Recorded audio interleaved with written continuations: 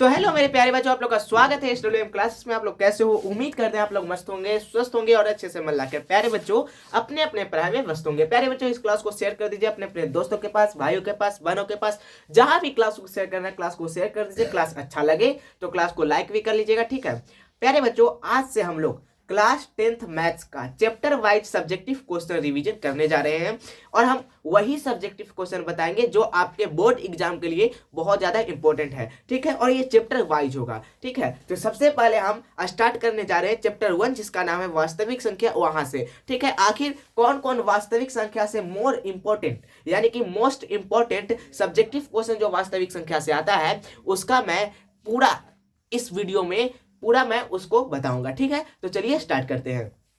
सबसे पहला subjective question आप लोगों के सामने मैं प्रस्तुत करने जा रहा हूं, ठीक है। तो गौर से इसको देखिएगा, जिसे आता है वो बनाइएगा, ठीक है। तो चलिए, तो सबसे पहला क्वेश्चन यहाँ पर कह रहा है कि बताइए दो संख्याओं का मसा 23 है, ठीक है। दो संख्याओं का मसा यहाँ पर दिया गया कितना है? 23 है, तथा उनका लसा 1449 है और उनका लसा कितना है? 1449 है।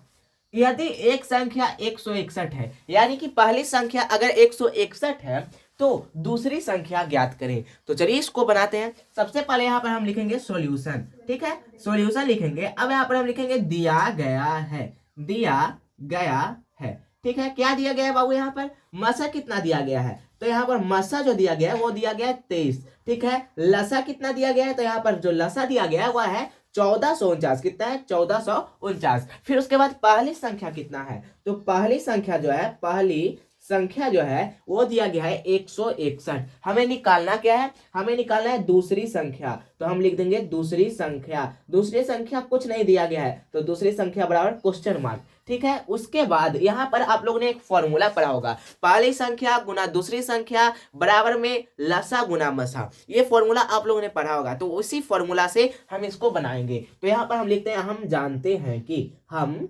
जानते हैं कि, हम जानते हैं कि, ठीक है। हम क्या जानते हैं? यहाँ पर फॉर्मूला क्या होता है? तो यहाँ पर फॉर्मूला क्या होता है? पहली संख्या गुना में दूसरी संख्या, गुना में क्या होता है? दूसरी संख्या बराबर क्या होता है? लसा गुना मसा, लसा गुना में क्या हो जाएगा? मसा। ये होता है इसका फॉर्मूला। पहली संख्या गुना दूसरी संख्या बराबर में लसा गुना मसा, ये होता है फॉर्मूला। अब उसके बाद देखो बाबू, पहली संख्या कितना है? तो यहाँ पर पहली संख्या जो है वो है 161। तो यहाँ पर हम लिख देते हैं 161 गुना में दूसरी संख्या, तो दूसरी संख्या हम ऐसे ही लिख देते हैं दूसरी संख्या, ठीक है, बराबर लसा कितना है बाबू? लसा कितना है? तो यहाँ पर जो लसा है वो है 1449। तो यहाँ पर हम लिख देते हैं 1449 गुना में मसा कितना है बाबू? तो यहाँ पर मसा जो है वो है 23। कितना है? 23। अब यहाँ पर देखो, यहाँ पर देखो, हमें निकालना क्या है? दूसरी संख्या। तो हम दूसरी संख्या को हम इस तरफ ही रहने देंगे। तो यहाँ पर हम लिख देंगे दूसरी संख्या, ठीक है। हम दूसरी संख्या को हम इस तरफ रहने देते हैं। अब बराबर यहाँ पर देखो 1449 है तो 1449 गुना में 23 है तो 23। अब देखो यहाँ पर ये गुना में था 161, तो उस तरफ जाएगा तो क्या हो जाएगा? भाग में हो जाएगा, तो यानी कि 161। अब इसको काटो। 23 का पारा में 161 आता है? अगर आता है तो इसको काटो, ठीक है। देखो यहाँ पर काटो, अगर 23 का पारा में 161 आता है तो इसको काट दो। तो देखो यहाँ पर शायद 23 का पारा में 7 बार में 161 आता है। काटो यहाँ पर, 7 21, 7 दूना 14, 15 16, हाँ कट जाएगा, यानी कि 7 बार में ये कटेगा। तो यहाँ पर 23 का पारा में 7 बार में 161 आता है, ठीक है। अब 7 से, ठीक है, क्या 7 से 1449 कटेगा? तो चलिए इसको काटते हैं। अगर हम 7 को यहाँ पर 1449, ठीक है, अगर हम 7 से 1449 को काटेंगे तो कटेगा। तो देखते हैं यहाँ पर 7 दूना का कितना होता है? 14। अब देखो ये तो खत्म हो गया। अब यहाँ पर दो संख्या उतारेंगे तो यहाँ पर एक जीरो देंगे और यहाँ पर 49, 7 7 49, 207 बार में कट जाएगा। तो ये हमारा कट जाएगा 207 बार में। तो यहाँ पर हमारा पूरा निकल गया। दूसरी संख्या क्या हो जाएगी हमारी? तो दूसरी संख्या जो हो जाएगी, दूसरी संख्या बराबर हो जाएगा 207। ये हो गया हमारा आंसर, ठीक है। तो आई होप आपको ये समझ में आया होगा। देखिए वास्तविक संख्या से ऐसा क्वेश्चन रहता है, 2 अंक का रहता है वास्तविक संख्या से ऐसा क्वेश्चन, ठीक है, 2 अंक का। आपको इसको बना लेना चाहिए, ठीक है। अगर देखो, अगर आपके एग्जाम में ऐसा क्वेश्चन आएगा तो आप बना लीजिएगा, ठीक है। ऐसा क्वेश्चन बहुत ही इजी क्वेश्चन है, ठीक है ना। नेक्स्ट चलते हैं। अब यहाँ पर क्वेश्चन नंबर दूसरा क्या है कि बताइए यूक्लिड विभाजन एल्गोरिथ्म के प्रयोग से 272 तथा 1032 का मस्सा ज्ञात करें। आप लोगों ने पढ़ा होगा एक फॉर्मूला, यूक्लिड विभाजन एल्गोरिथ्म, ठीक है, यूक्लिड विभाजन एल्गोरिथ्म। तो यूक्लिड विभाजन एल्गोरिथ्म का फॉर्मूला क्या होता है? इसका फॉर्मूला a बराबर बी क्यू प्लस आर, ये होता है फॉर्मूला। यही होता है यूक्लिड विभाजन एल्गोरिथ्म का फॉर्मूला, a बराबर बी क्यू प्लस आर, ठीक है। तो इसी फॉर्मूले की सहायता से हमें इसका मसा निकालना है। तो चलिए इसको बनाते हैं। सबसे पहले हम यहाँ पर लिखेंगे सॉल्यूशन, ठीक है।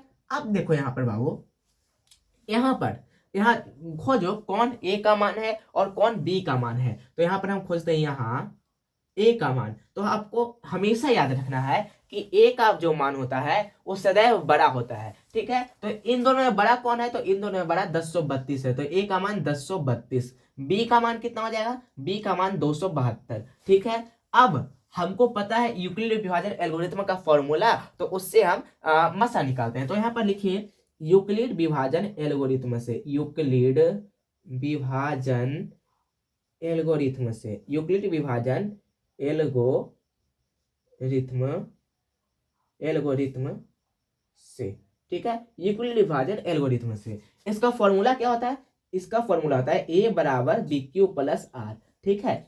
a का मान कितना है? a का मान 1032 है। तो यहाँ पर हम लिख दें 1032, ठीक है, बराबर b का मान कितना है? b का मान 272 है। तो 272, यहाँ पर कुछ नहीं गुना। देखो यहाँ पर एक काम करो आप, 272 और 1032 ये दोनों को अलग पेज पर लिख दो। तो यहाँ पर हम लिख देते हैं 272 और यहाँ पर हम कर देते हैं 1032।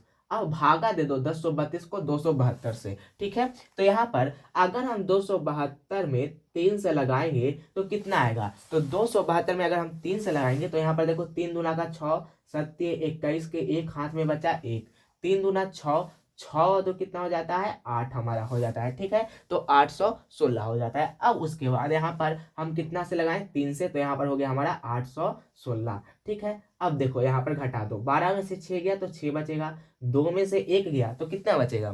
तो 2 में से 1 गया तो यहाँ पर बचेगा 1।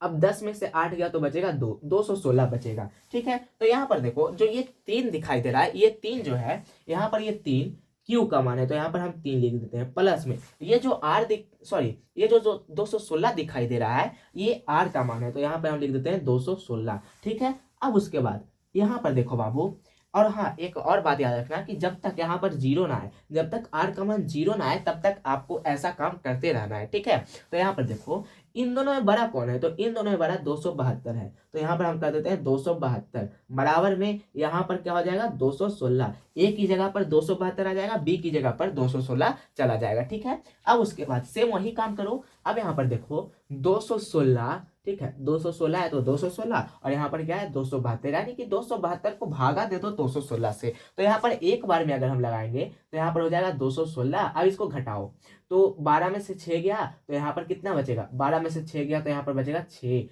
फिर 6 में से 1 गया तो कितना बचेगा? 5। तो हमारे पास 56 बचेगा, ठीक है। तो एक बार में लगाए, यानी कि Q का मान कितना हो गया? 1 हो गया, प्लस में यहाँ पर R का मान कितना हो गया? तो 56 हो गया। तो यहाँ पर हम लिख देते हैं 56। अब उसके बाद देखो यहाँ पर देखो फिर इन दोनों में बड़ा कौन है? तो इन दोनों में बड़ा 216 है। तो 216 ए का मान हो जाएगा और यहाँ पर बी का मान 56 हो जाएगा। फिर वही काम करो, ठीक है। अब यहाँ पर 56 है तो 56 और यहाँ पर क्या हो जाएगा? 216। 216 को भाग दे दो 56 से, ठीक है। तो यहाँ पर देखो बाबू, अब लगाओ क्या 56 में एक, यहाँ पर 56 में अगर हम 1 से गुना करेंगे तो वही आ जाएगा 56, ठीक है। अब यहाँ पर हमको लगाना है, तो अगर हम 2 से लगाएंगे, 56 में 2 बार से गुना करो तो 6 दूना का 12, 5 दूना का 10, 1 11, 112 आता है, ठीक है। 56 में 3 से गुना करके देखते हैं, 6 3 18, 5 3 15, 15 1 16, 168 आता है। चलो 56 में 4 से करके देखते हैं, शायद इससे कम आ जाए।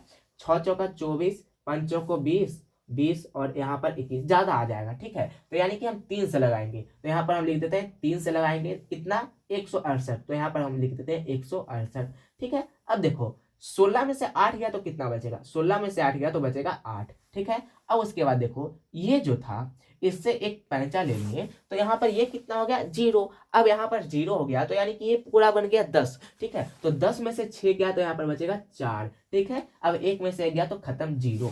अब यहाँ पर देखो यहाँ पर 3 क्या है? तो यहाँ पर 3 जो है 3 यहाँ पर Q का मान है, प्लस में यहाँ पर 48 क्या है, 48 जो है R का मान है। फिर वही काम करेंगे सर, हाँ वही। अब ये देखो यहाँ पर 56 है, यहाँ पर 48 है, तो देखो 56 यहाँ पर A का मान हो जाएगा, 48 है तो 48। फिर वही काम करो, ठीक है, फिर वही काम करो, तो यहाँ पर देखो भाग दो, यहाँ पर 48 है तो 48, 56 है तो 56, एक बार में लगाओ, 48 था 48, ठीक है। उसके बाद 16 में से 8 गया तो 8 बचेगा, ठीक है। तो यहाँ पर हम कर दिए 8। अब देखो कितना बार में लगाया, एक बार में, तो Q कितना है, 1 है, ठीक है। प्लस में R कितना बचा, R हमारे पास 8 बचा। फिर वही काम करो, फिर वही काम करो, 48 यहाँ पे है तो 48 यहाँ पर कर दिए, बराबर में 8 है तो 8। फिर यहाँ पर वही काम करो, तो अब हम वही काम करेंगे, तो देखो 8 है, यहाँ पर 48 है, 8 का पारा में 48 6 बार में आता है, तो यहाँ पर हम 48 कर दिए, पूरा कट गया यानी कि 0 आ गया, ठीक है। तो यहाँ पर हम देखो, यहाँ पर Q का मान कितना हो गया, ठीक है, यहाँ पर R का मान क्या हो गया, 0 हो गया। तो यही हमारा क्या हो गया, बन गया पूरा। तो यहाँ पर देखो हमारा HCF कितना हो गया, तो हमारा HCF जो आएगा वो आ जाएगा हमारा 8। क्या आ जाएगा, हमारा HCF जो आएगा वो आ जाएगा हमारा 8, ठीक है। 8 कैसे, तो देखो लास्ट में अगर जब भी पूरा मान निकाल लिए आप ऐसे कर लिए और 0 हो गया, तो वहां पर Q जो होता है, सॉरी जो B होता है वही होता है हमारा HCF। तो यहाँ पर HCF बराबर 8, ठीक है। अगर आपको एग्जाम में पूछे ऐसा HCF निकालने के लिए तो आप बता दीजिएगा, अगर बता दीजिएगा तो कमेंट बॉक्स में लिखिए कि हाँ हम बता देंगे, ठीक है। आई होप आपको ये समझ में आया होगा। और ये क्वेश्चन भी आपके एग्जाम में 2 नंबर में आता है चैप्टर 1 से, ठीक है। और पिछले वाला क्वेश्चन भी अगर आप अच्छे से प्रैक्टिस करना चाहते हैं तो क्वेश्चन बैंक उठाइए, और क्वेश्चन बैंक में हमेशा क्वेश्चन बैंक से डेली, अभी भी 2 महीने हैं क्वेश्चन बैंक से डेली, उससे रोजाना रोजाना कुछ ना कुछ मैथ बनाते रहिए, ठीक है। नेक्स्ट चलते हैं। अब यहाँ पर कह रहा है क्वेश्चन नंबर 3 कि बताइए सिद्ध करें कि √2 एक अपरिमेय संख्या है। तो हमें सिद्ध करना है कि √2 एक क्या है, अपरिमेय संख्या। तो सिद्ध करें, सबसे पहले यहाँ पर हम लिखते हैं बाबू सॉल्यूशन। क्या लिखेंगे, सॉल्यूशन। तो हम यहाँ पर मानेंगे, पहले हम मानेंगे, माना, ठीक है। यहाँ पर क्या है, √2 एक अपरिमेय संख्या है, ठीक है। तो हम मान लेते हैं कि √2 एक परिमेय संख्या है। तो यहाँ पर लिख देंगे माना √2 एक क्या है, √2 एक परिमेय संख्या। तो हम यहाँ पर मान लिए √2 एक परिमेय संख्या, √2 एक परिमेय संख्या है, हम यहाँ पर मान लिए, ठीक है। अब उसके बाद क्या करना है, गौर से देखो, मान तो लिए हम √2 एक क्या है, परिमेय संख्या। अब उसके बाद हमको ये बताओ परिमेय संख्या किसे कहते हैं। तो वैसी संख्या जिसे P/Q के रूप में लिखा जाता है उसे परिमेय संख्या कहते हैं, और जहां पर Q बराबर नॉट इक्वल टू 0, यानी कि Q के जगह पर 0 नहीं होना चाहिए, ठीक है। तो यहाँ पर √2 बराबर क्या हम बाबू P/Q लिख सकते हैं। तो हाँ हम लिख सकते हैं, क्यों, क्योंकि यहाँ पर हम परिमेय संख्या माने हैं √2 को, तो हम लिख सकते हैं, ठीक है। और जहां Q बराबर क्या होता है, और जहां Q बराबर नॉट इक्वल टू 0, यानी कि Q के जगह पर 0 नहीं रहना चाहिए, ठीक है। अब उसके बाद करना क्या है, देखो गौर से देखना, यहाँ पर हम करते हैं दोनों तरफ वर्ग, ठीक है। यहाँ पर हम लिखेंगे दोनों तरफ वर्ग करने पर, दोनों तरफ वर्ग करने पर, दोनों तरफ वर्ग करने पर, हम यहाँ पर लिख दिए कि दोनों तरफ क्या करने पर, तो दोनों तरफ वर्ग, वर्ग करने का मतलब स्क्वायर करने पर, ठीक है। तो यहाँ पर देखो √2 का भी यहाँ पर हम स्क्वायर कर देंगे, बराबर में P/Q का भी क्या कर देंगे, हम स्क्वायर कर देंगे, ठीक है। अब हमको ये बताओ बाबू √2 का स्क्वायर क्या होगा। तो √2 का स्क्वायर जो होगा, यहाँ पर देखो हम बहुत बार क्लास में बता चुके हैं, √2 का स्क्वायर यानी कि √2 बार, ठीक है। तो यानी कि √2 गुना √2। अब यहाँ पर देखो √2 में √2 से गुना करेंगे तो √4 होगा, और √4 का वर्गमूल 2 होता है। तो डायरेक्ट हम √2 गुना √2 हम यहाँ पर 2 लिख सकते हैं। तो हाँ हम लिख सकते हैं, ठीक है। तो यहाँ पर डायरेक्ट हम लिख देते हैं 2, ठीक है, बराबर में। यहाँ ऐसे कहने का मतलब है कि P का भी स्क्वायर है और Q का भी स्क्वायर है। तो यहाँ पर हम लिख देते हैं P² बटा में क्या हो जाएगा, Q², ठीक है। अब उसके बाद क्या करना है, गौर से देखो, यहाँ पर देखो, फिर उसके बाद 2 है तो 2 बराबर P² तो P²। अब Q² को क्या हम Q इंटू Q लिख सकते हैं। तो हम लिख सकते हैं, तो यहाँ पर ऐसे ही इसको लिख दो, ठीक है। तो Q इंटू Q। अब यहाँ पर कुछ नहीं करना है, 2 में Q से गुना कर दो, तो यहाँ पर हो जाएगा 2Q बराबर, इस तरफ बचेगा P² बटा Q। बस ये हो गया आपका सिद्ध, ये हो गया आपका सिद्ध, ठीक है। तो इतना ही सिद्ध है, हाँ यहाँ पर इतना ही, ये हो गया पूरा सिद्ध। तो इसमें और कुछ लिखना पड़ेगा, हाँ यहाँ पर एक चीज और लिखना पड़ेगा, स्टेटमेंट जो आप ऊपर माने थे, ठीक है। सबसे पहले ये लिख दीजिए कि P² बटा Q परिमेय संख्या है। तो यहाँ पर हम लिख देते हैं P² बटा Q क्या है, P² बटा Q परिमेय संख्या है, परिमेय संख्या है भी तो किससे, विरोधाभास से। किससे, विरोधाभास से। बस आपको ऐसे लिखना है, विरोधाभास से, ठीक है। उसके बाद फिर यहाँ पर हम लिखेंगे रूट जो परिमेय संख्या माने थे वो तो हमारा माना हुआ गलत था, तो यहाँ पर हम लिखेंगे कि चूंकि, ठीक है, यहाँ पर हम लिखेंगे चूंकि √2 परिमेय संख्या मानना क्या था, परिमेय संख्या मानना गलत था। तो चूंकि √2 परिमेय संख्या मानना गलत था, तो इसलिए क्या हो गया बाबू, तो इसलिए √2 क्या है, इसलिए √2 परिमेय संख्या,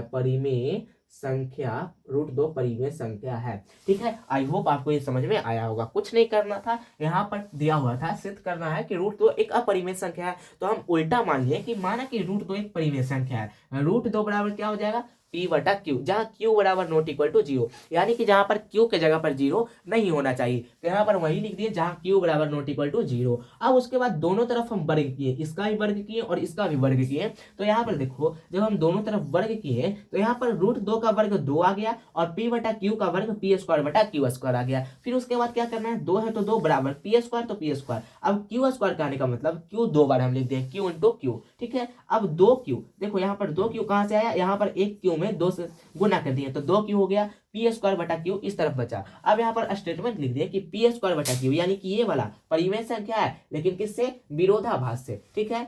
चूंकि √2 परिमेय संख्या मानना गलत था, जो हम माने थे √2 एक परिमेय संख्या, वो क्या था, मानना गलत था, ठीक है। तो इसलिए √2 क्या है, परिमेय संख्या, ठीक है ना। और देखो जब भी इस प्रकार का क्वेश्चन रहे, या तो वो √5 रहे, या तो वो √7 रहे, या तो वो √6 रहे, या तो वो √3 रहे, ठीक है, अगर ऐसा क्वेश्चन रहे तो सेम एकदम इसी प्रकार से बनेगा, ठीक है। तो आई होप आपको ये समझ में आया होगा, और ये भी 2 अंक का आपके बोर्ड एग्जाम में आता है चैप्टर 1 से, ठीक है ना। नेक्स्ट चलते हैं।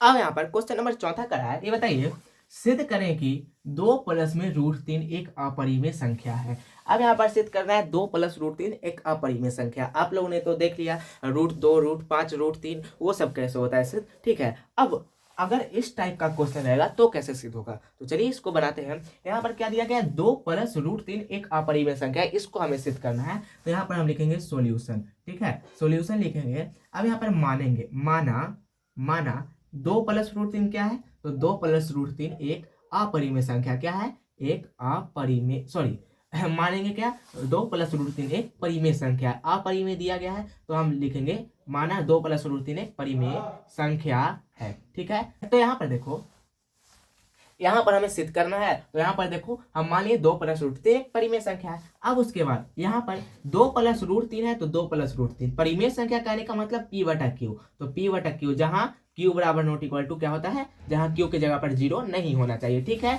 अब देखो क्या इसमें भी हम दोनों तरफ वर्ग करेंगे, तो नहीं, हम इसमें दोनों तरफ वर्ग नहीं करेंगे, ठीक है ना। तो यहाँ पर देखो, यहाँ पर डायरेक्ट क्या करेंगे, √3 है तो √3 हम इस तरफ रहने देंगे, P/Q है तो P/Q ऐसे ही, ठीक है। अब ये जो 2 है, इस 2 को उस तरफ ले जाओ, तो 2 प्लस में तो उस तरफ जाएगा तो माइनस में 2 हो जाएगा, ठीक है। अब यहाँ पर √3 है तो √3 बराबर में, अब इसका एलसीएम कर दो, नीचे कुछ नहीं तो 1 है, Q और 1 का एलसीएम Q होता है, ठीक है। अब Q में Q से भाग दो तो एक बार में कटेगा, और यहाँ पर क्या हो जाएगा, अब यहाँ पर P में 1 से गुना करेंगे तो वही P आ जाएगा, ठीक है। अब -1 में Q से भाग दो तो यहाँ पर क्या हो जाएगा, वही Q आ जाएगा, और वहां पर 2 में Q से गुना करेंगे तो 2Q होगा, ठीक है। अब उसके बाद कुछ नहीं करना, ये हो गया हमारा सिद्ध। अब जो स्टेटमेंट हम उस तरफ लिखे थे वो पहले वाले सिद्ध करने वाले में वही स्टेटमेंट लिख दो, यहाँ पर लिख दो कि यहाँ पर P माइनस में 2Q/Q परिमेय संख्या है, क्या है, P माइनस में 2Q/Q परिमेय संख्या है, परिमेय संख्या है, किससे, तो विरोधाभास से, विरोधाभास से हम लिख दिए, विरोधाभास से। अब उसके बाद जो हम माने थे कि 2 + √3 एक परिमेय संख्या है, तो ये क्या है, गलत है। तो यहाँ पर हम लिख देते हैं कि चूंकि, यहाँ पर हम लिख देते हैं चूंकि 2 + √3 परिमेय संख्या मानना क्या था, गलत था। तो 2 + √3 परिमेय संख्या मानना गलत था, मानना क्या था, गलत था। तो इसलिए 2 + √3 क्या है, इसलिए 2 + √3 एक अपरिमेय संख्या है, एक अपरिमेय संख्या है, एक अपरिमेय संख्या है। ठीक है, अगर इस तरह से आपको एग्जाम में क्वेश्चन दे, अगर ये ना रहकर ऐसे दे 3 प्लस में रूट 2, 2 प्लस में रूट 5, 3 प्लस में रूट 7, अगर ऐसे दे तो क्या आप बना लेंगे? अगर बना लेंगे तो कमेंट बॉक्स में लिखिए हाँ हम बना लेंगे। ठीक है, आई होप आपको इतना समझ में आया होगा। तो इतना ही था, ये 4 ऐसे इंपॉर्टेंट सब्जेक्टिव क्वेश्चन है जो आपके एग्जाम में चैप्टर 1 से पूछे जाते हैं। ठीक है, चैप्टर 1 में आपके एग्जाम में पूछे जाते हैं चैप्टर 1 से। ठीक है, तो आई होप आपको इतना समझ में आ गया होगा। ठीक है, तो बाय बच्चों, मिलते हैं अगली क्लास में, तब तक के लिए हंसते रहिए, पढ़ते रहिए और मुस्कुराते रहिए। बाय।